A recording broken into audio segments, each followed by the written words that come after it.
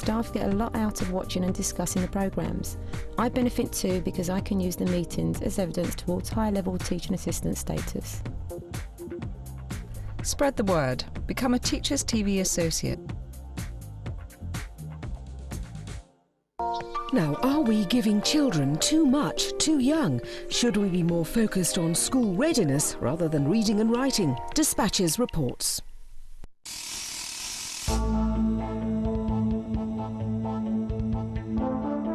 Some parents spend thousands to make sure their children get it. Others struggle to do it at home. But tonight, Dispatches reveals that something we've assumed is good for our children could be harmful. Making them read and write too soon can cause permanent damage.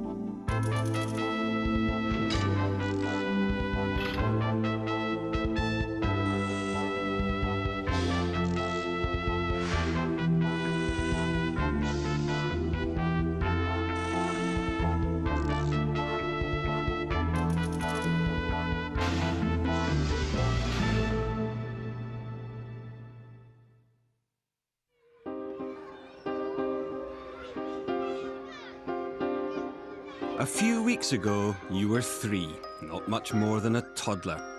Now you're 4 and suddenly grown up, because now you must go to school. It's strange and not a little scary, but it's also exciting. A whole new world of learning is about to open up. Or is it?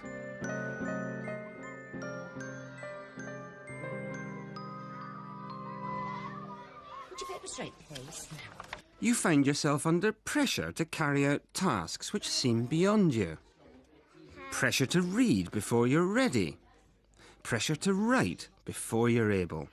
Hang on, because we need to leave a space. For the first time in your life, you experience real failure. I can't do it. Can't do it. I can't. It's an experience from which some children never recover.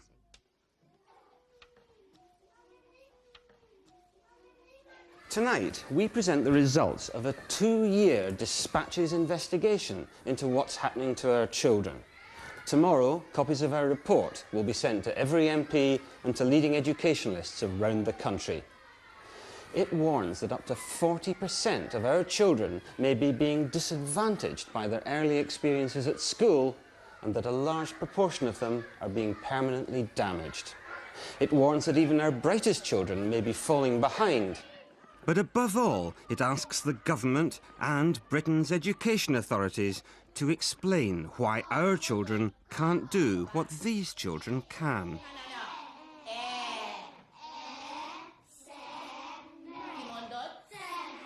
These are inner-city kids from a poor area of the Hungarian town of Nyíregyháza, near the border with Ukraine.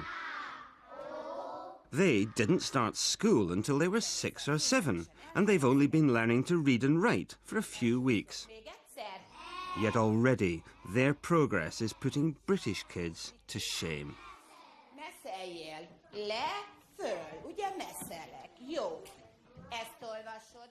And by 12 weeks, he's gone from this 12 hét alatt innen right through to this. ide jutott. Igen. Yes, that's right. Which is very quick. Richie here is, he's not particularly good, he's average, or this is not the star. No. Ő nem a legjobb. Nem. 1,000 miles away as the crow flies, and immeasurably distant in terms of social expectations, Bruges in Belgium. This school serves an aspirational middle-class area of the city. It's the Middle England of Flemish Belgium. Here too, they don't start school until they're 6 or 7. But then they are expected to learn to read and write in just one term. Cook. S. How long has Anne's been reading? No, she's in her 4th month. So she just started from 12 weeks ago? Yes. And already she's reading sentences? Yes, she does it very fine. Is she the best girl in the class, or is she average? No, just the average. She's not? There are better ones and there are Slower ones. Slower ones, yes. Zurich in Switzerland. And here there's something which makes their achievements all the more impressive. These kids too have only been learning to read and write for 12 weeks. But because many are from the families of immigrant workers, no fewer than 16 of the 21 pupils here have had to learn a second language, Swiss German. That's, for example, Deria, which is from Turkey. That's Sabrina from Switzerland. And Eleni from Greece. And because Swiss German is only a spoken dialect, they've had to learn to read and write in what for most of them is virtually a third language, High German. Sri Lanka. And Alain from Portugal. Yet by just after Easter, they will be expected to read and write with reasonable fluency. It's quite impressive. Yes, but that's the way it goes in Switzerland. In maths, in all three countries, the achievements are, if anything, even more dramatic. Last May, Dispatches conducted an experiment. We took an arithmetic test, known as the SATs, which every child in England and Wales has to sit at age 7. We translated it and gave it to this group of Hungarian 7-year-olds from a very typical inner-city school. It's a group of average children. There are very good, excellent children, there are very weak children, and there are average ones. So this is a very typical range of children in the school. Of course, our small experiment certainly couldn't be seen as conclusive, but the results were undeniably astonishing. In Britain, only 18% of children reached the top level for this paper. Here, 50% reached that level, even though they'd had 2 years less teaching than British kids of the same age.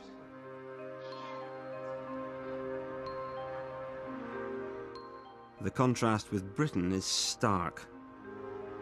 Over large areas of the country, like here in East London, half of all 11-year-olds are unable to read to the basic level expected of them. Some 1 in 5 hardly read at all. So what on earth is going on? What are we doing so wrong? The answer is startling and flies in the face of everything that the British government and the education authorities are saying. We are sending our kids to school a good 2 years too early. It's a situation regarded with near despair by teachers from here in East London who've been over to the successful countries and seen what they're doing. Because when those teachers were abroad, they made a remarkable discovery. It's not what happens in primary school which makes all the difference. It's what goes on before. It's what goes on in nursery. And that suggests that our commitment to early formal schooling is seriously misguided. What's wrong with starting early? Surely that's a benefit. Well, it isn't, I'm afraid, although one might think so. The problem is that we miss out a crucial stage before formal education that they have. We know that because we've been over, we've taken teachers over there, and we've seen what they do. What do you mean we miss out a stage? Well, it's a whole stage getting children ready for formal education.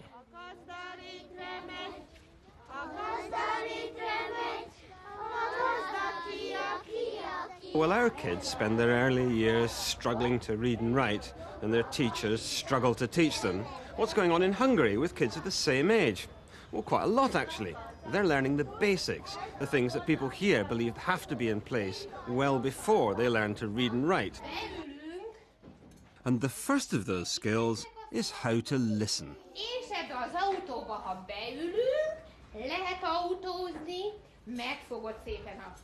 These children are 3 and 4. They won't be going to school for at least another 2 years, but here at kindergarten there is a great deal to learn. Tehát egyikre elindul, másikra megáll. Rajta indul az autó, indul az autó. The children are learning to distinguish what's important from the babble of noise around them. Playing simple games like this is the first stage in a structured and progressively demanding course that lasts 3 years. De megy az az autó. No, és ugye milyen jó benne ülni, jó kormányozni? Na, megálltak az autók.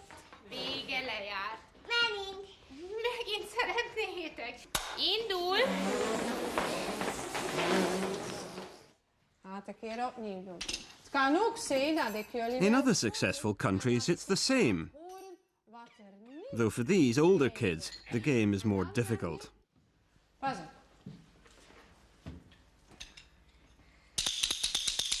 The teacher plays 4 similar-sounding instruments behind the curtain of a model theatre. The children must remember the sounds and arrange a second set of instruments in the same order.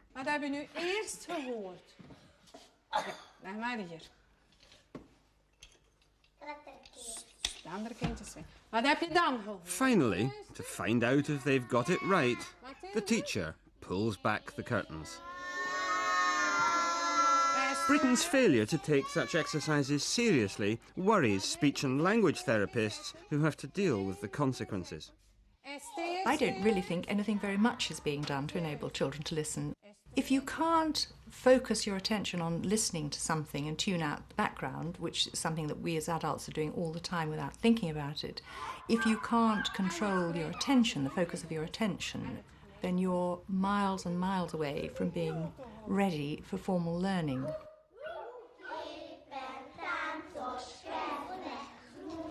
The next thing they regard as of key importance in Hungarian and indeed European preschool education is teaching cooperation and social skills. This is a story about how a fox took advantage of 2 squabbling bears.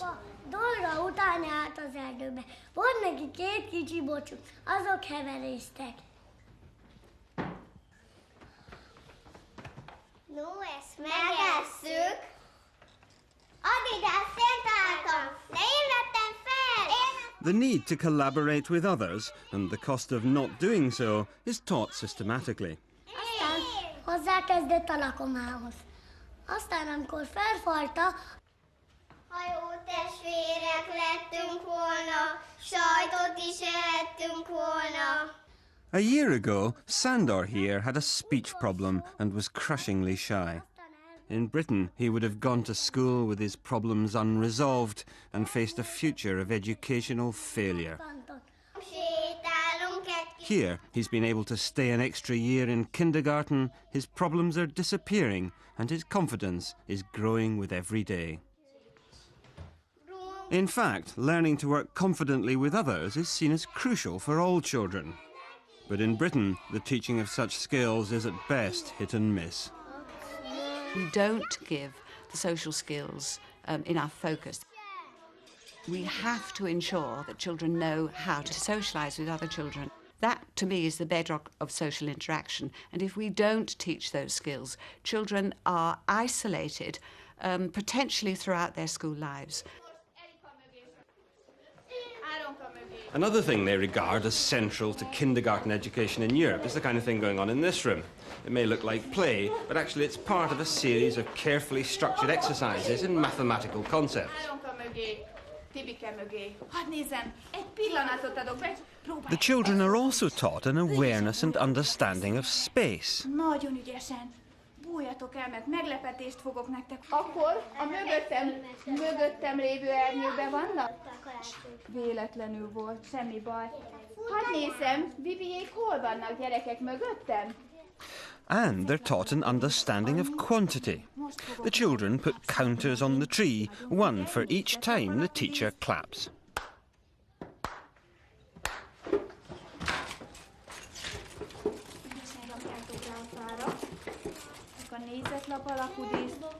Progress is monitored, and anyone who needs it gets individual help.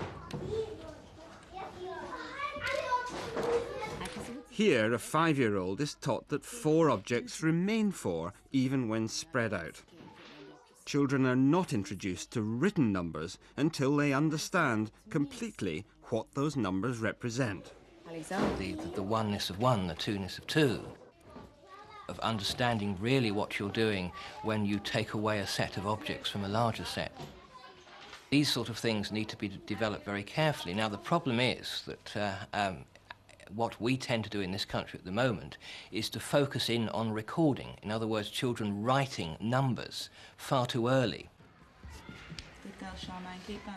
Before Those crucial concepts have been fully established. The recording gets in the way of learning the mathematics for a lot of young children in this country. 3, 4, 5, 6, 7, 8. I think there's that one to be finished. Why is it so wrong to teach kids to, learn sums, to learn that 2 from 4 leaves 2? Because they don't know what 2 means. You can teach them tricks. You can teach them how to work out any sort of sums by doing a trick. But they don't actually understand. There is no understanding behind it. If you said to them, well, what does that mean? How did you do that? How did you come to that answer? Then they wouldn't be able to explain it.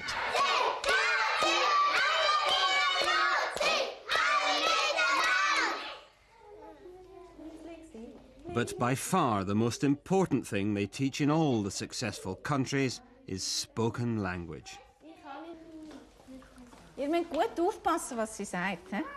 Here in a Swiss kindergarten, a child has to describe items hidden in a basket with sufficient clarity and detail to enable the others to guess what they are. Es ist gelb, rosa-rot, nochmal rosa-rot. Teaching confident, precise speech is at the centre of the learning process. It's very different in Britain. It's not developed systematically enough here. We often think that children are talking to each other and developing the skills of speaking and listening. And in actual fact, very, very little of that's happening. Children actually, when you look at it, often simply work or play on their own. They don't relate to each other. So these crucial skills are not being developed. Children need to have a lot of practice at talking. We have a situation in this school where almost 10% of our children have language problems, and we feel it's because they haven't had enough practice at speaking and listening and discussing. In European kindergartens, they don't just teach speech, but the actual makeup of spoken language. The ability, for example, to distinguish the different sounds in words. In Belgium, a teacher calls out the separate sounds that make up a child's name. The class puts them together and the child joins the line.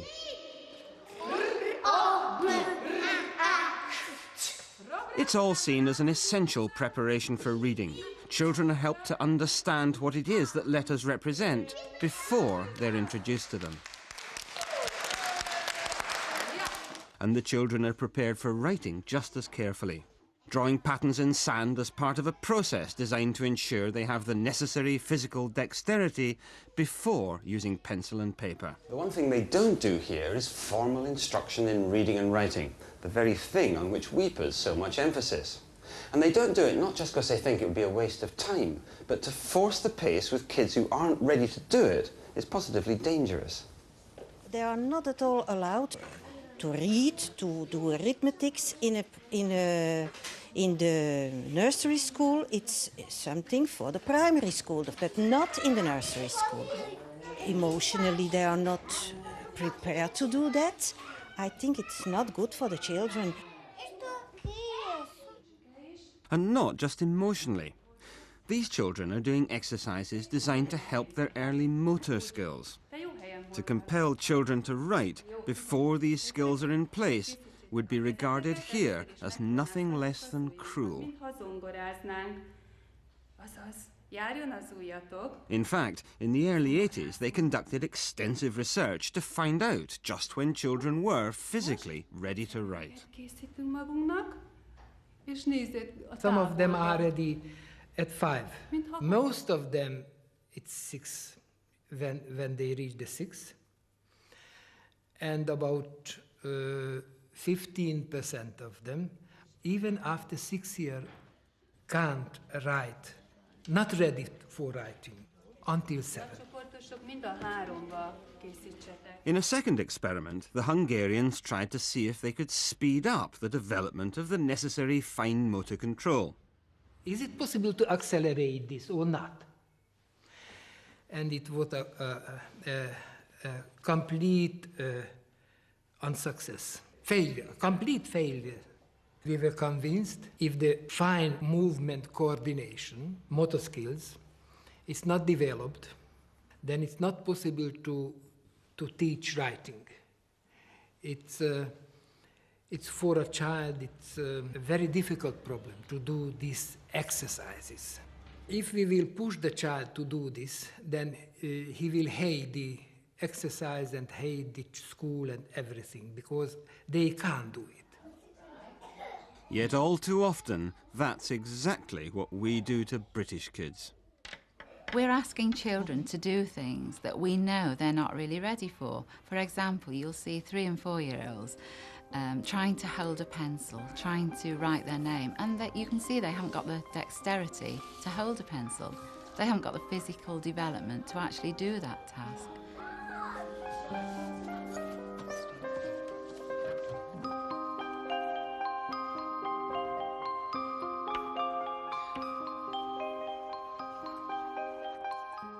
They can't do it, they're not ready for doing that, they haven't got those skills in order to do it. We're turning children off, which is causing children to fail, causing them to underachieve, and causing some behaviour problems as well. I can't do it. Can't do it. But Britain's educational establishment clearly has little sympathy for that view. Last year, the School Curriculum and Assessment Authority told nurseries in England and Wales that they should teach 3- and 4-year-olds to write their names with appropriate upper and lowercase letters, recognise familiar words, associate sounds with syllables, words and letters. The paper was called, ironically, Desirable Outcomes.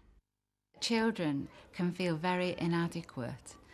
We have children here who are on an at-risk register, really, because they're failing at a very young age. Now, in Switzerland, these children wouldn't even be at school.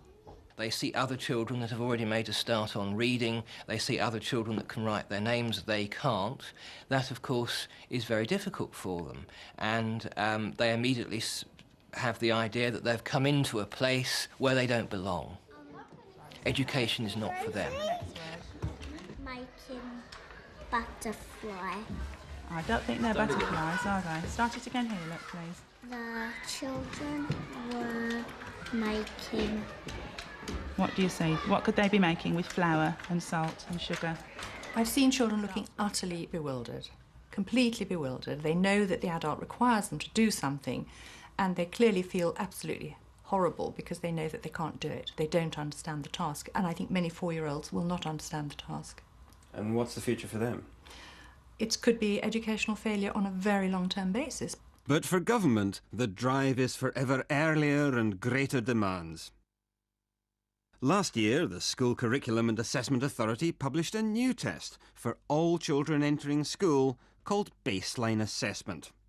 It'll apply from this September. From then, children barely 4 will be assessed to see if they can read familiar words in a range of contexts, attempt to write sentences, attempt to spell unfamiliar words. Abroad, what Britain is doing is viewed with nothing short of disbelief. I think it's not a good thing to prepare the children at that way at 4 to read, to do mathematics. A child is not at the age of 4 or 5 ready to do that. I would say it's not normal. No. It's crazy. They are not up to it. It's too young. Yes, much too young. In Britain, the man in charge of Ofsted, the body responsible for standards in schools, disagrees. The vast majority of children are capable of learning their alphabet, of the sound correspondence with the letters, of being able to write their own name or the names of other children in the class. I think it is perfectly reasonable and indeed desirable to expect most children to make that kind of progress. The more you expect of children, the more by and large they will achieve. But you couldn't find higher expectations than you'll find in some of the schools we visited in Belgium. In Hungary, those teachers there have very high expectations, and by and large they meet those expectations better than we do. And yet, when I said to them, we start teaching them to read at 4, at 5, sometimes even at 3, One Belgian teacher said, "That's not normal, it's crazy." Well, I disagree. I think that there's plenty of evidence in English nurseries and English primary schools of children mastering pre-reading skills and skills of basic number at 4 and in reception classes at 5, and that is providing a secure and good foundation for all their later learning. Unfortunately, our evidence paints a rather less rosy picture, but it may hold the key to why boys are failing and show why even our brightest children might be disadvantaged.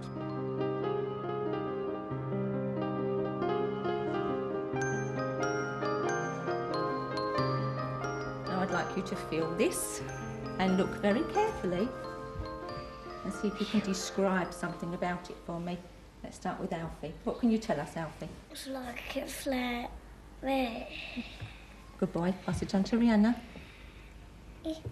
It's a funny shape. These children in a primary school in East London are learning to use their own language. Each one has to find a new way to describe the fruit. Good girl. It's an exercise which gets more and more difficult with each turn. It was an airplane. This is known as circle time. The children here aren't just learning to use their language, they're learning to concentrate, use their memory, take their turn, and listen carefully to their friends. How can you tell that it's slightly squashy? In some of Europe's most successful education systems where these techniques were developed, this would be part of a systematic learning process designed to develop basic skills before children begin formal lessons in reading and writing at 6 or 7. But not here, despite the best efforts of these teachers. Good girl, Ellie. We have introduced it here, but we do find that we're still under pressure. We have to do the formal work as well. And we're not brave enough, I suppose, at the moment to say, no, we're going to throw out the formal work, because we can't do that, because we have the national curriculum to think about. What is to stop you in the school saying, well, I'm sorry, we're not going to do reading and writing till later, we're going to learn these basic skills first? Well, we can't do that because the government says we've got to do the national curriculum. And the national curriculum is founded on the assumption that reading and writing should begin as early as possible.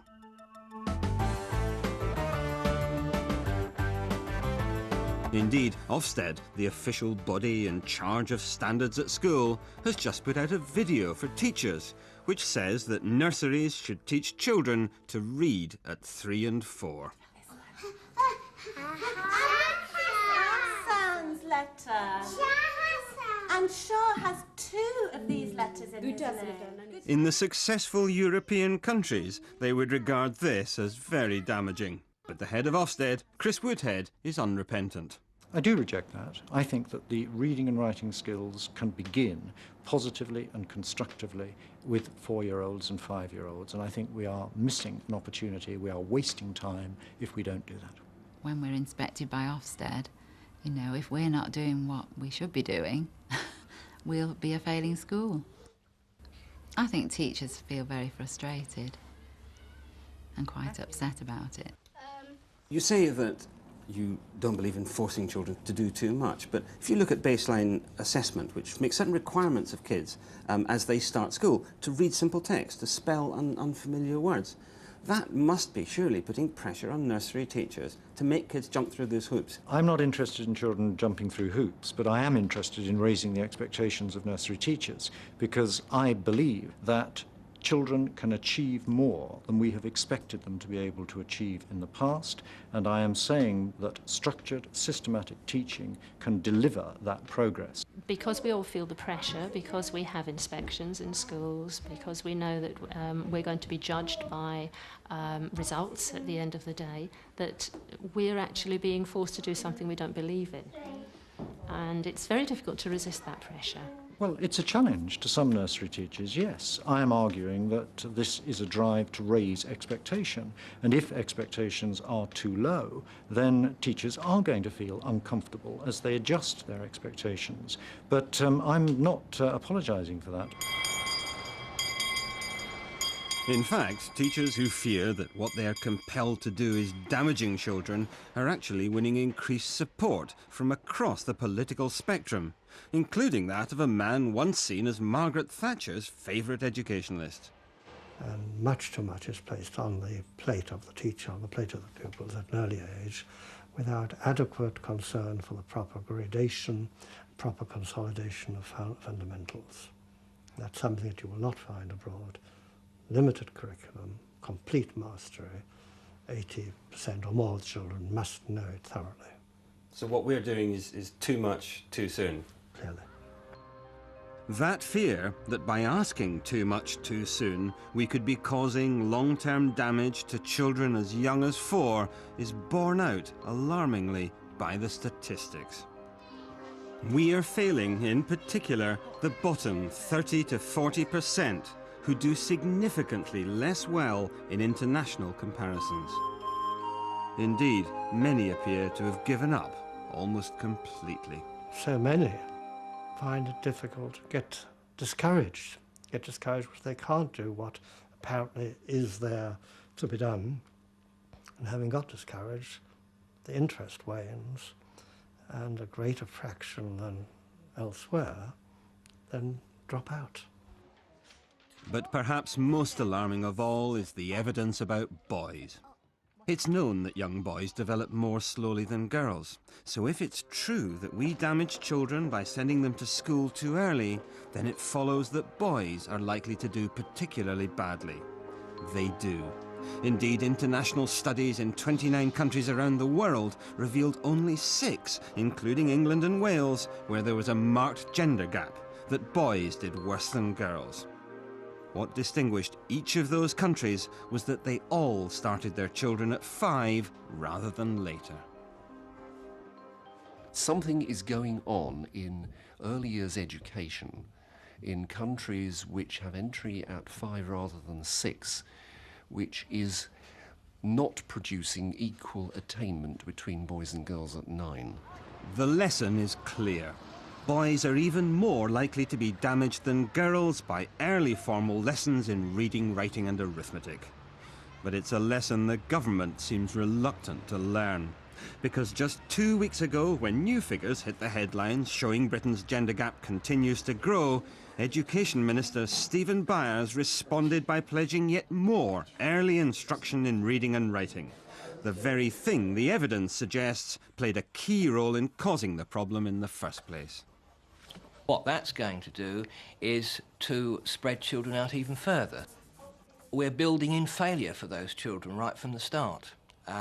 Before they start education, they're failures. And our society really, I believe, can't function in that way. The consequence, of course, is that those who succeed and those who fail are not even measured by intelligence. Those who are developmentally ready do well. Those who are not may fall into a spiral of decline so profound it's been called the Matthew effect, after Matthew 13. Whosoever hath, to him shall be given, but whosoever hath not, from him shall be taken away. It's that phenomenon, more than anything, which many hope that a new Labour government would want to tackle. But what teachers are saying, and it's a very, very serious charge, is that by increasing our emphasis on reading and writing at an early age, it's not just a waste of time, but it's actually dangerous. Things like the gender gap and so on will actually get worse by what you're proposing. Well, I'm saying two things, and the government is saying two things. One is that we should address the needs of individual children, and we should accelerate their potential if they're able to take that on with confidence and self-esteem. And where there isn't, we should be taking counterweighting action urgently at the earliest possible stage to ensure that what's available, to put it bluntly, in middle-class families with the capacity to be able to support their children at home in all sorts of ways, not just in early reading and writing, but in the way in which they express themselves through language, that we make that available to other children as well. If you accept that, do you accept the possibility that it could actually be damaging and dangerous to force children to read and write before they have those talking skills, those listening skills, those concepts in their head? Not for those who do have those language skills. Well, what I've said and what I repeat is that I think these two go together. In the meantime, the government seems determined to continue its drive for early formal instruction in literacy and numeracy. Although they've got absolutely no evidence that it's going to work, they feel it's just common sense. They feel that this is perhaps what parents want. You're suggesting it's a populist response to... It might well be a populist response. They think that they can make some political capital out of it, instead of looking to see what really works, what really will raise attainment levels in this country. Ironically, in Mr Blunkett's own constituency in Sheffield, one initiative might yet show the way. In a project initiated in association with Dispatches and in direct response to our investigation, Sheffield Council is seeking funding to run a dramatic experiment in 3 local schools to reproduce the approach of the successful continental countries. It would be led by educational psychologist Anne Locke. I think the concern of teachers, the evidence from international studies, I think all of this is so strong that we really must have a trial here to look at the impact of this approach on educational performance. I think the reason it's so important is because it could address that fundamental problem of underperformance later on. We would very much like to see this work being trialled in Sheffield, if we can find the funding in order to do so, and we will try to do so. Teachers say there are 2 reasons why a Labour government should throw its weight behind the trial. The first is that it involves a commitment to a system which aims as far as possible to keep children together and ensure they all have an equal chance. That approach is what unites all the successful systems abroad, whether they serve the aspirational middle classes of Belgium or the workers emerging from Stalinist rule in Hungary. And it's an approach based on the belief that it doesn't just benefit the least able, but the group as a whole. How important do you think it is to keep children as a group working together and experiencing and learning together? Absolutely fundamental, not only for success in the early years, but for success later on. If we manage children as the group, then the group will create a momentum for itself in terms of language, which will serve the needs of all children. So what we're talking about is important potentially, not just to the less able kids, but to the bright kids as well. I think to all young people. And that's the second reason that many people feel this whole approach should appeal to a Labour government. Because all the evidence from the successful countries suggests that keeping kids together and even involving the brighter kids in helping the less advanced certainly doesn't harm those bright kids and may even help them. We've no evidence at all that early acceleration of reading necessarily means that they're going to be the best and the brightest in the secondary years or into university. There's some evidence that pushing children, in fact, isn't good for them, that moving them laterally, giving them work to expand the level at which they're currently working, is as good for them in terms of their intellectual development as pushing them on all the time. Clearly, our educational problems will not be solved until the authorities are prepared for a fundamental rethink of their whole approach. And for many, that reappraisal can't come soon enough. Not least for the man who was effectively the architect of Hungary's educational success. What is your reaction to the fact that in Britain we start teaching children to write at the age of 4 or even 3? I really can't understand what is the aim of this and why you are trying to do this. It's against the biological development of children. All our measurement shows that it doesn't help, or I'm sorry to say a very hard word, it's dangerous. Fridge. Good boy, I kept it in the fridge. For many of Britain's most committed teachers, that evidence will merely add urgency to their already passionate appeals for change. It smells like flowers. The research is overwhelming that this is the right thing to do. We know, it's our gut feeling, we who work with these small children, that this is the right thing to do. It's time somebody said, yes, you can do it, release us and let us do it.